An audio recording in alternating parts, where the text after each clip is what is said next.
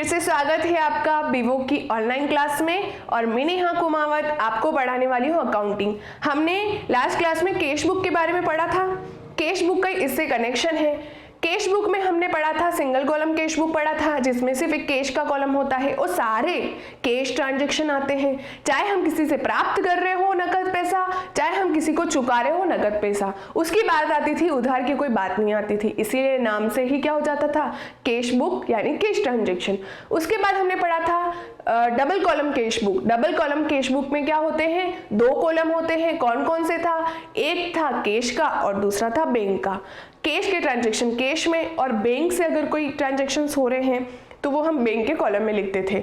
आज हम पढ़ने वाले हैं ट्रिपल कॉलम कैश बुक। अब इसमें क्या होता है, इसमें 3 कॉलम बनते हैं। कौन कौन से बनते हैं, कैश का बनेगा ही बनेगा, दूसरा बैंक का बनेगा और तीसरा बनेगा डिस्काउंट का, बट्टे का खाता बनेगा। क्या है इसका फॉर्मेट, एक बार हम इसका फॉर्मेट देखते हैं। ये देखिए इसका फॉर्मेट, कैश बुक है ही है, triple column cash book. Receipt सारी इधर आएगी, पेमेंट सारे इधर आएंगे, डेबिट है ही है, क्रेडिट है ही है, राइट। क्या नया इसमें ऐड हुआ है, वो हुआ है तीसरा कॉलम डिस्काउंट का। कैश का है ही है, बैंक का है ही है, अगर प्राप्तियां हो रही है तो इधर, उसी तरह भुगतान हो रहे हैं कैश और बैंक के तो इधर। नया कॉलम आया है डिस्काउंट का। अगर बट्टा स्वीकृत किया जाता है, दिया जाता है, तो वो हमारे लिए क्या है, खर्चा है। आप देखिए अगर बट्टा है तो बट्टा हम उसको क्यों लेते हैं, नॉमिनल अकाउंट के नियम से लेते हैं ना, कि हम किसी को कुछ खर्चा कर रहे हैं तो खर्चे को हम क्या करते हैं, डेबिट। उसी तरह डिस्काउंट अगर हम स्वीकृत करेंगे, डिस्काउंट अलाउ करेंगे तो वो हमारे लिए क्या होगा, व्यय होगा, खर्चा होगा, खर्चे को डेबिट करो। तो उसी तरह हम अगर डिस्काउंट अलाउड करेंगे, देंगे, तो उसको हम डेबिट करेंगे। क्लियर है यहाँ तक। फिर क्या करेंगे, हमें जब बट्टा प्राप्त होगा तो वो हमारे लिए इनकम है और नॉमिनल अकाउंट का नियम कहता है इनकम को क्रेडिट करो। तो हम क्या करेंगे, जो डिस्काउंट हमें प्राप्त होगा वो हमारे लिए इनकम है तो हम इसको क्या कर देंगे, क्रेडिट कर देंगे।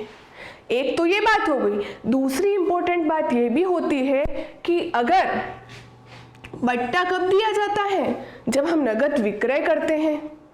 और नगद विक्रय करते हैं तो हम किस पक्ष में लिखते, इधर। यानी जब बट्टा आपने दिया तो विक्रय का इधर आ जाएगा और जब आपने कुछ खरीदा तो बट्टा आपको मिला तो वो रिसीव पक्ष में आ जाएगा। अब ये कैसे होगा, काफी इजी है, हम एग्जांपल से इसको क्लियर करेंगे, राइट। तो अभी हम एक बार इसके जो भी पार्ट्स हैं, ये कॉलम्स हैं, इनकी चर्चा कर लेते हैं। क्या है, सबसे पहले डेट है, डेट में डेट लिखा जाता है, पर्टिकुलर्स में उसका विवरण लिखा जाता है। वीएन कोई वाउचर नंबर है, लेजर फोलियो अगर कोई इसकी लेजर फोलियो कर रखी है तो वो आ जाएगा और डिस्काउंट में डिस्काउंट की बात होगी, राइट। तो हम इसको समझते हैं एक एग्जाम्पल से। हमारे सामने एक एग्जाम्पल है। जिस तरह से हमने सिंपल कैश बुक का एग्जाम्पल से सॉल्व करा था और डबल कॉलम कैश बुक में भी हमने एग्जाम्पल से समझा था, उसी तरह आज हम ट्रिपल कॉलम यानी नए बट्टे जो डिस्काउंट का कॉलम बना है उसका हम एक एग्जाम्पल से समझेंगे। तो हमें क्या, इसका फॉर्मेट और इसकी कैश बुक दोनों क्लियर हो जाएगी, राइट। अब आपके सामने एक क्वेश्चन है, 2017 के कुछ ट्रांजैक्शन दिए हुए हैं। जनवरी 1 को क्या हुआ है, रोकड़ से व्यापार प्रारंभ किया, business started with cash, right. कितना, 2 लाख से। अभी तक हम क्या पढ़ रहे थे, ओपनिंग बैलेंस की बात कर रहे थे। अगर हमारे पास बिजनेस में कोई ओपनिंग बैलेंस पड़ा हुआ है तो हम क्या करते थे, कैश बुक के रिसीव साइड में टू बैलेंस बीडी के नाम से कैश कॉलम में अमाउंट लिखते थे और अगर बैंक की होती तो बैंक की लिखते थे। अगर ओडी था, ओवरड्राफ्ट होता था, तो हम क्रेडिट साइड लिखते थे, पेमेंट साइड। लेकिन अभी क्या है, अभी इन्होंने पैसा लगा के बिजनेस स्टार्ट किया, यानी अभी इनका पुराना कोई भी शेष नहीं पड़ा हुआ है, तो आज का ओपनिंग भी नहीं होगा, यानी नया नया पैसा लगाया है तो उसको हम क्या बोलते हैं, कैपिटल बोलते हैं। तो हम यहाँ लिखेंगे कैपिटल अकाउंट। ये देखिए क्या लिखा जाएगा, जनवरी 1 को कैपिटल लगाई है, हमारी बिजनेस में क्या हुई है, प्राप्ति हुई है कैश की, तो हम कैपिटल लिखेंगे और कैश के कॉलम में आ जाएगा 2 लाख रुपया, राइट। अब सेकंड क्या है, बैंक में जमा कराए, कितने कराए 80,000। अब बैंक में जमा कराए तो बैंक का बैलेंस भी बोलेगा। तो इस तरह की एंट्रियां विपरीत प्रविष्टियां होगी और कॉन्ट्रा एंट्री बनाई जाएगी। अगर बैंक में हम पैसा जमा कराते हैं तो बैंक और कैश इफेक्ट होंगे, तो इसकी कॉन्ट्रा एंट्री कैसे बनेगी, तो वो हम समझते हैं कि इसकी कॉन्ट्रा एंट्री कैसे बनेगी। बैंक में पैसा जमा कराया 80,000 रुपए,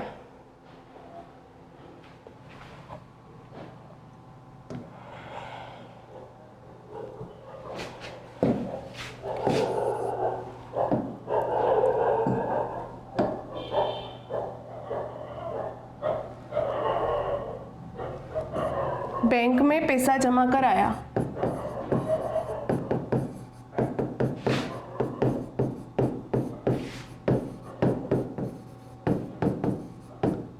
₹80,000, cash deposit in bank 80,000 rupees. अब हमें इसकी कॉन्ट्रा एंट्री कैसे करेंगे। कॉन्ट्रा एंट्री करने से पहले आप देखो, बैंक में हम पैसा जमा करा रहे हैं तो बैंक क्या हो जाएगा, पाने वाला हो जाएगा। पाने वाली व्यक्ति संस्था को डेबिट करो, बैंक संस्था है तो बैंक अकाउंट डेबिट होगा पर्सनल अकाउंट के नियम से। लेकिन पैसा भी तो जा रहा है बिजनेस से, भाई प्राप्त करने वाला तो बैंक हो गया और पाने वाले को डेबिट कर दिया, लेकिन बिजनेस से क्या जा रहा है, रोकड़ भी तो जा रहा है, कैश भी तो जा रहा है।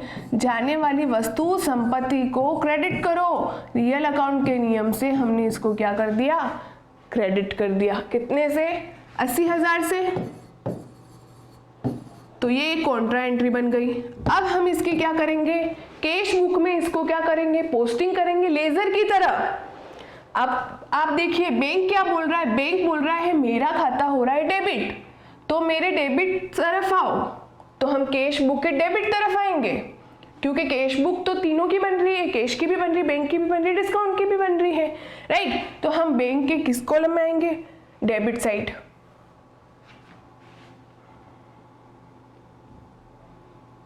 ये देखिए ये आ गए हम डेबिट साइड, किसके, बैंक के आ गए। अब ये बोल रहा है मेरे अंदर अमाउंट लिख दो, इसके कॉलम में लिख दिए अमाउंट 80,000 रुपए। लेकिन आपको पता है लेजर का जो ट्रीटमेंट होता है वो क्या होता है, विपरीत प्रविष्टि से।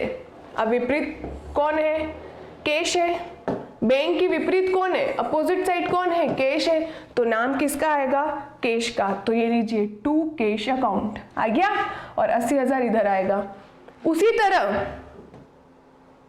तरह क्या होगा कि कैश बोल रहा है मैं क्रेडिट हो रहा हूं, क्रेडिट यानी टू का मतलब वो क्रेडिट हो रहा है, तो मेरे क्रेडिट तरफ आओ, कैश बुक के क्रेडिट तरफ आओ, तो हम क्रेडिट तरफ आएंगे और उसी के कॉलम में, किसके, कैश के कॉलम में क्या लिखेंगे, 80,000। लेकिन विपरीत वाले का नाम, विपरीत में कौन है, बैंक अकाउंट, तो किसका नाम आ जाएगा, बैंक अकाउंट का नाम आ जाएगा। ये देखिए कैश बोल रहा है मेरे क्रेडिट तरफ आओ, तो आ गए क्रेडिट तरफ, और ये कैश, और कैश के कॉलम में आ गए 80,000। लेकिन विपरीत वाले से है तो विपरीत में आ गया बैंक का नाम, बाय बैंक अकाउंट, राइट। और इस तरह की एंट्रीज को क्या कहा जाता है, कॉन्ट्रा एंट्री कहा जाता है। मैंने आपको बताया ही है। तो दोनों की पोस्टिंग हमने किस बेस पे करी, दोनों की पोस्टिंग हमने पहले कॉन्ट्रा एंट्री बनाई और फिर इसकी पोस्टिंग करी। Bank account debit to cash, bank बोल रहा है मैं डेबिट हूँ, मेरे डेबिट तरफ मेरी अमाउंट लिखो विपरीत वाले के नाम से। कैश बोल रहा है मैं क्रेडिट हो रहा हूँ, मेरे क्रेडिट तरफ आओ और विपरीत वाले का नाम अमाउंट मेरे खाते में लिखो। ये कॉन्ट्रा एंट्री की बात हो गई। अब है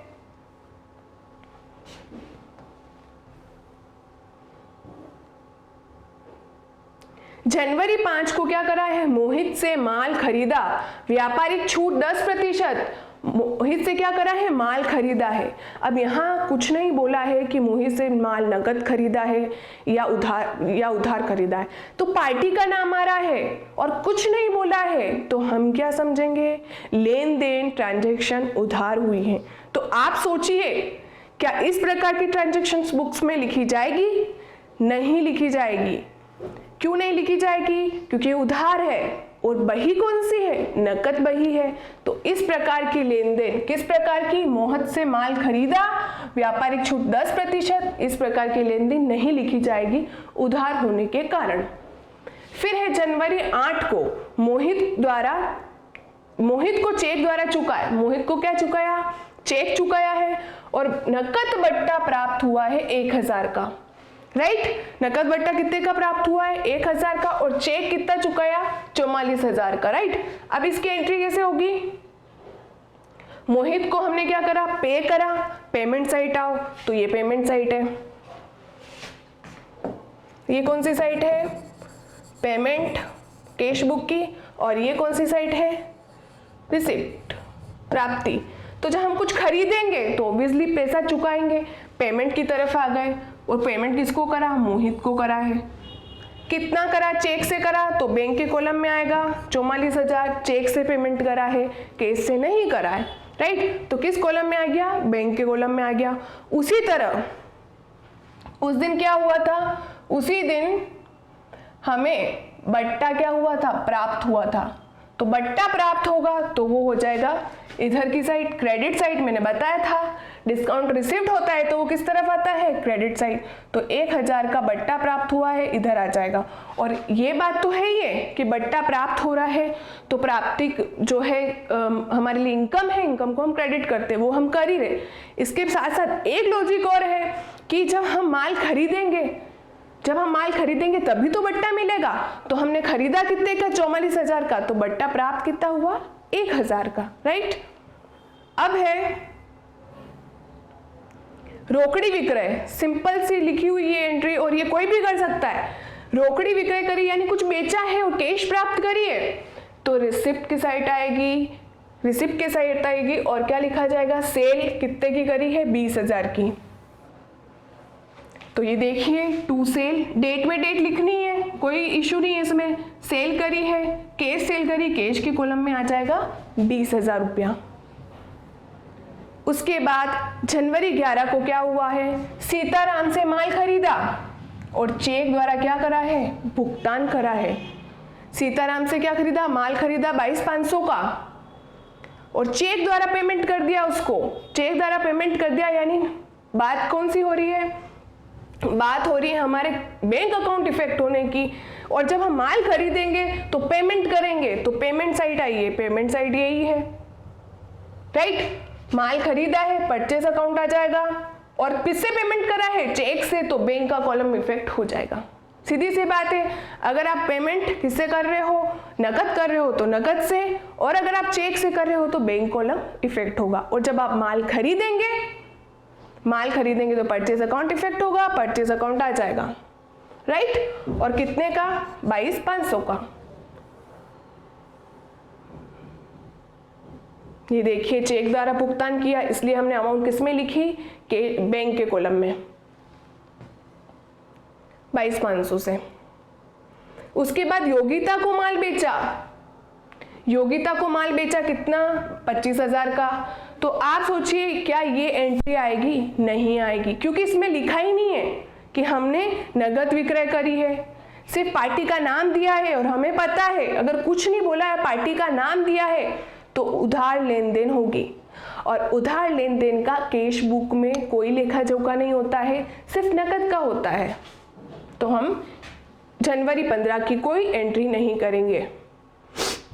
उसके बाद क्या होगा? जनवरी 18 सोनू से एक चेक 12,250 का क्या हुआ है? प्राप्त हुआ है। किससे प्राप्त हुआ है? सोनू से प्राप्त हुआ है। तो हम प्राप्ति पक्ष में आ जाएंगे। ये लीजिए हमारी प्राप्ति पक्ष, सोनू का नाम आ जाएगा। कितना? चेक प्राप्त हुआ है तो बैंक के कॉलम में आ जाएगा ये 12,250। साथ ही बट्टा दिया है और बट्टा देने वाला कॉलम यही है, डिस्काउंट अलाउड का कॉलम यही है। और डिस्काउंट कब मिलता है? जब हम कुछ बेचते हैं। तो क्या करा है हमने? सोनू को बट्टा दिया है और चेक प्राप्त हुआ है तो हमने अमाउंट लिख दी बैंक के कॉलम में। और डिस्काउंट अलाउ करा है, हमारे लिए खर्चा है, खर्चे को हम डेबिट तरफ लिख रहे हैं। और कितना डिस्काउंट दिया है? 250, तो ये 250 डिस्काउंट यहाँ आ गया। यानी सोनू की बात हो रही है, सोनू हमें चेक दे रही है तो चेक के कॉलम यानी बैंक इफेक्ट हो रहा है, बैंक के अमाउंट इधर आ जाएगी। और साथ ही डिस्काउंट दे रहे तो डिस्काउंट इस तरफ आ जाएगा। यानी बट्टा अगर दे रहे हैं तो इधर आएगा। और देते कब है? बट्टा दिया कब जाता है? जब हम कुछ बेचते हैं। तो हमने सोनू को बेचा है तो यहाँ आ जाएगा। उसके बाद क्या है? फर्नीचर खरीदा और भुगतान चेक द्वारा किया गया। फर्नीचर खरीद रहे हैं तो ऑब्वियसली पेमेंट करना होगा, तो फर्नीचर का खाता खुलेगा और अमाउंट हमने चेक से पेमेंट किया है तो बैंक कॉलम में अमाउंट आएगी। ये देखिए बाय फर्नीचर और अमाउंट आएगी बैंक के कॉलम में 10,000, राइट। उसी तरह बैंक से कार्यालय खर्च के लिए रुपए निकाले, तो कार्यालय खर्च के लिए रुपए निकाले तो हम एक तरह से पेमेंट कर रहे हैं बैंक को। कितने का कर रहे हैं? 2,000 का। तो ये लीजिए बाय कैश 2,000। इसमें क्या होगा, बैंक से कार्यालय खर्च के लिए निकाले तो आप इसकी एक एंट्री करके देखिए, जब बैंक और कैश इफेक्ट हो रहा है तो कॉन्ट्रा एंट्री जनरेट होगी। तो जब हम बैंक से पैसा निकालेंगे तो कैश व्यापार में आएगी, तो आने वाली वस्तु को डेबिट करो, कैश का खाता डेबिट होगा। और देने वाला कौन है? कार्यालय खर्च के रूप में रुपया देने वाला बैंक है, तो कॉन्ट्रा एंट्री बनेगी। तो किस तरह बनेगी कॉन्ट्रा एंट्री?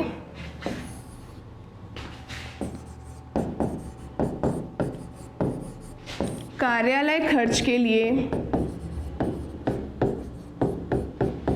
बैंक से पैसा निकाला,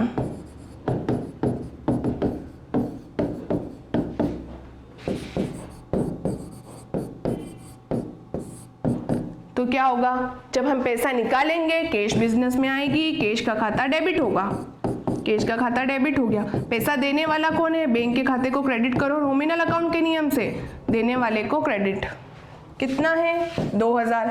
इसकी वापस पोस्टिंग लेजर की तरह ही होगी। किस तरह? जैसे मैंने इसमें बताया था। अब इसमें क्या बोल रहा है? कैश बोल रहा है मैं डेबिट हो रहा हूं, मेरे डेबिट तरफ आओ, मेरे कॉलम में लिखो, लेकिन अपोजिट वाले का नाम लिख दो। तो वही करेंगे हम। कैश क्या बोल रहा है? मैं डेबिट हो रहा हूं, मेरे डेबिट तरफ आओ, मेरे कॉलम में अमाउंट लिखो, विपरीत वाले का नाम लिखो, राइट। वही करा हमने। उसके बाद बैंक बोल रहा है मैं क्रेडिट हो रहा हूं, मेरे क्रेडिट तरफ आओ, मेरे कॉलम में आओ, और अपोजिट वाले का नाम लिख दो। तो हम क्या करेंगे? बैंक के कॉलम में आए, क्रेडिट साइड आए, उसी के कॉलम में अमाउंट लिखी और नाम किसका लिख दिया? विपरीत खाते का। तो ये हो गई Contra entry, right. Contra entry इसी तरह की जाती है, ये लिख दी। उसके बाद क्या है? जनवरी 30 को मशीन खरीदी। जब मशीन हम खरीदेंगे तो पेमेंट करेंगे, पेमेंट की साइड आएंगे। कितना है? 50,000 की मशीन खरीदी तो ये पेमेंट है, पेमेंट की साइड आ गए, या मशीनरी आ गई। और 50,000 कुछ नहीं बोला है कि चेक से करा है या किससे, तो हम मानेंगे नगद पेमेंट हुआ है, कैश पेमेंट हुआ है, और कैश के कॉलम में 50,000 आ जाएगा, राइट। उसके बाद क्या हो रहा है? बैंक द्वारा लाभांश प्राप्त किया। बैंक द्वारा हमने क्या प्राप्त किया है? लाभांश, यानी डिविडेंड प्राप्त करा है। डिविडेंड प्राप्त करा है तो हमारे लिए क्या है? प्राप्ति है, प्राप्ति पक्ष में आ जाएगा डिविडेंड। और कितना प्राप्त करा? 3,750। और किसने प्राप्त करा है? बैंक द्वारा, तो बैंक के कॉलम में आ जाएगी, डिविडेंड आ जाएगा और 3,750 की राशि आ जाएगी। हमारे लिए प्राप्ति है। बस नया क्या था इसमें कि ओपनिंग बैलेंस नहीं था, क्या था? कैपिटल था। कैपिटल से ही इन्होंने बिगिनिंग करी है। और नया क्या था? डिस्काउंट था। कैसे था? डिस्काउंट अगर हम किसी को दे रहे हैं तो इधर आ रहा था, और डिस्काउंट हमें प्राप्त हो रहा है तो इधर आ रहा था। हम डिस्काउंट कब देते हैं? जब बेचते हैं। तो बेचते कब होते हैं? प्राप्ति की तरफ। हमें डिस्काउंट कब प्राप्त होता है? जब हम कुछ खरीदते हैं। खरीदते कब है? जब हम पेमेंट करते हैं। तो इस तरीके से समझ सकते हो। या ये समझ में नहीं आए तो सिंपल सा लॉजिक है कि डिस्काउंट अगर हम किसी को दे रहे हैं, हमारे लिए खर्चा है, खर्चे को डेबिट साइड लिखो, तो जब डिस्काउंट देंगे तो वो इस तरफ। उसी तरह डिस्काउंट हमें प्राप्त हो रहा है, हमारे लिए आय है, आय को क्या करो? क्रेडिट करो। नॉमिनल अकाउंट के नियम से हम क्या कर देंगे?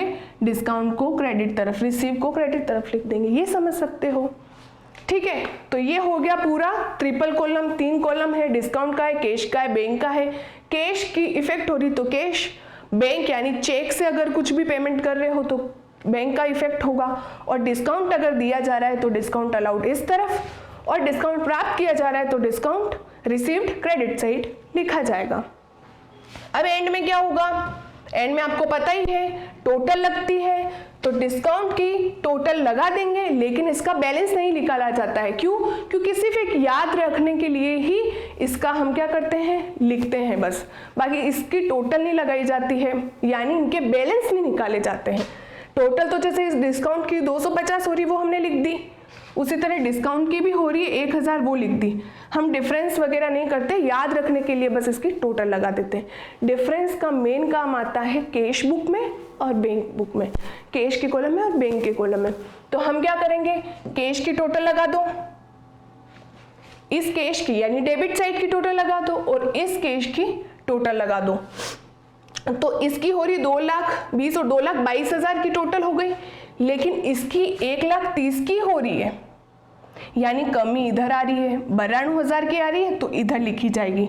यानी पहले दोनों की टोटल कर दो, जो सबसे ज्यादा है दोनों तरफ लिख दो। तो 2,22,000 ज्यादा है तो वो इधर भी लिखी और इधर भी लिखी। फिर डिफरेंस पता लगाया तो 92,000 का डिफरेंस आया, वो हमने बैलेंस सीडी के नाम से लिख दिया, राइट।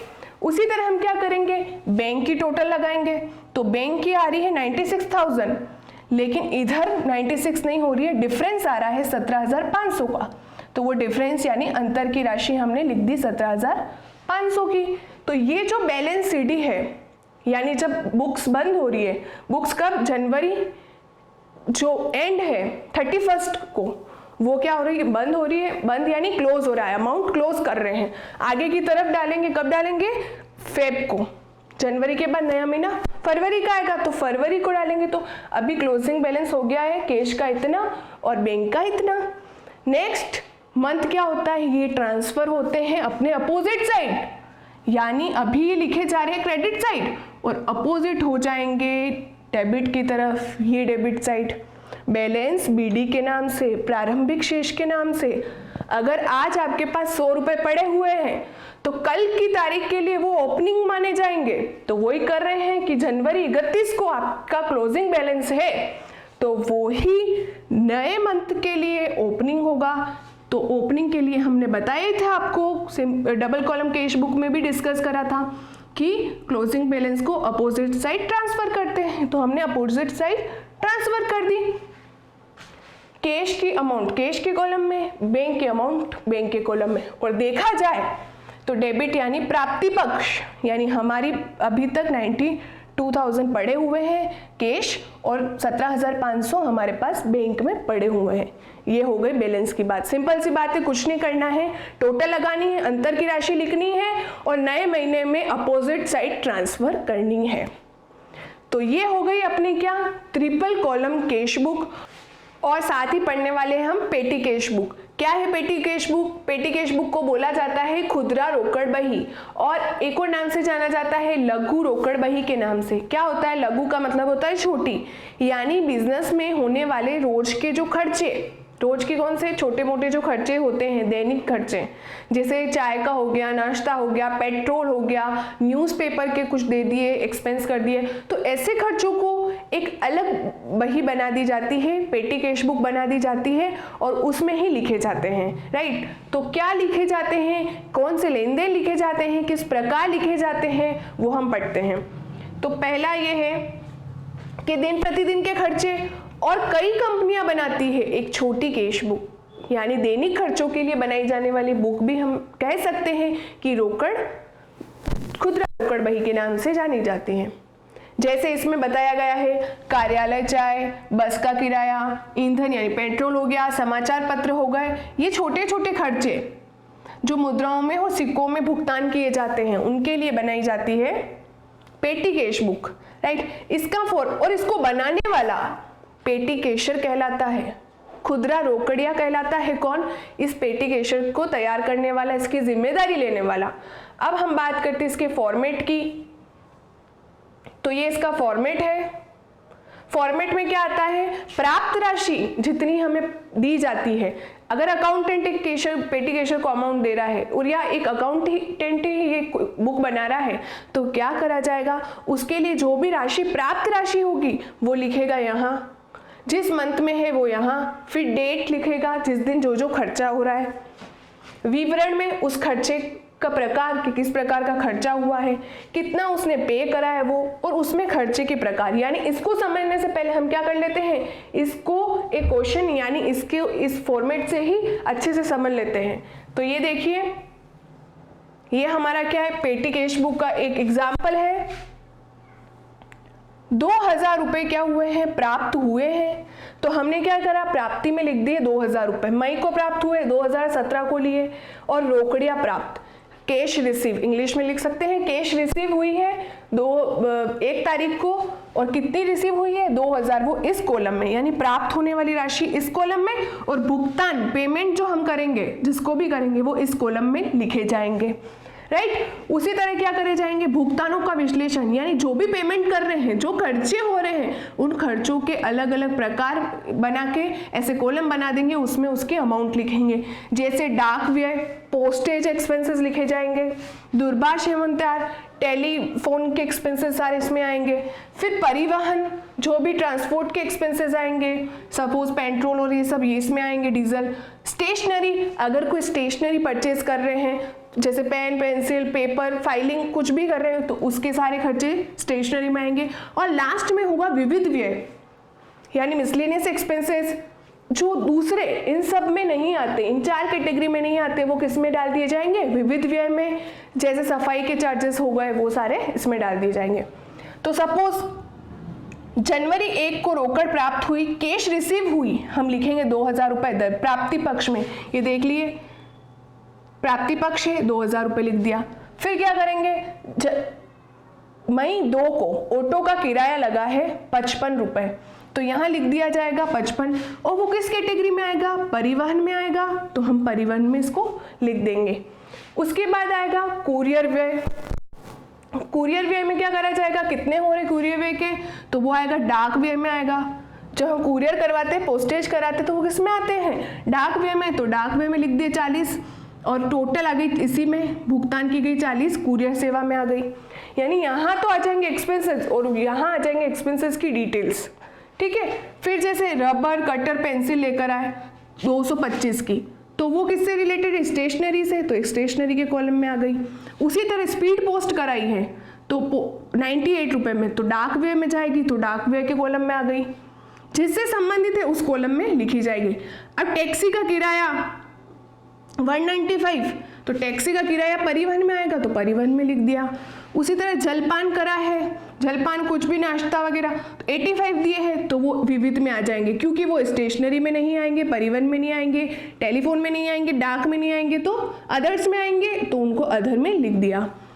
उसके बाद ऑटो का किराया हुआ, तो ऑटो का किराया 60 रुपये, और वो भी किस में आएगा, परिवहन से संबंधित है, तो परिवहन के कॉलम में उसकी राशि लिखी जाएगी। फिर 12 तारीख को क्या हुआ, रजिस्टर्ड डाक व्यय करा है, डाक का फिर से डाक व्यय में आएगा, और टोटल यहाँ आ जाएगी। उसके बाद टेलीग्राम करा है, तो टेलीग्राम किस में आता है, तार में, दूरभाष में आता है टेलीग्राम, तो इस कॉलम में आ जाएगी, और अमाउंट टोटल यहाँ आ जाएगी। उसके बाद ढुलाई व्यय हुए हैं, ढुलाई यानी जो भी भाड़ा लगा है, कितना लगा है 14 को 25 में, तो भाड़ा इन चारों में नहीं आके अदर्स में आ जाएगा, तो अदर्स में लिख दिया। राइट, उसके बाद कंप्यूटर की स्टेशनरी लाए हैं 165, और स्टेशनरी के कॉलम में आ जाएगी। ये इसलिए बनाई जाती है कि हमें एंड में पता चले कि हमारा महीने में डाक व्यय कितना हुआ है, दूरभाष पर कितना हुआ है, और ट्रांसपोर्ट पे कितना हुआ है, और स्टेशनरी पे कितना हुआ, अदर्स पे कितना हुआ, इसलिए हमने ये कॉलम बनाए हैं।